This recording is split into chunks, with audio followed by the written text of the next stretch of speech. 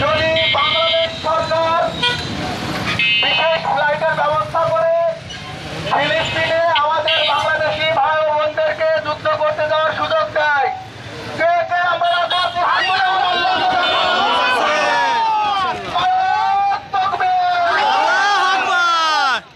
সংগ্রামী ভাই ও বোনেরা, এই মুহূর্তে আমরা বিশ্বকে জানিয়ে দিতে চাই, আমরা বাংলাদেশের শুধুমাত্র ভাইয়েরাই নয়, আমরা বোনেরাও আমাদের মুসলিম ভাই বোনদের সমর্থনে একত্রিত হতে পারি, আমরা যুদ্ধ করতে পারি।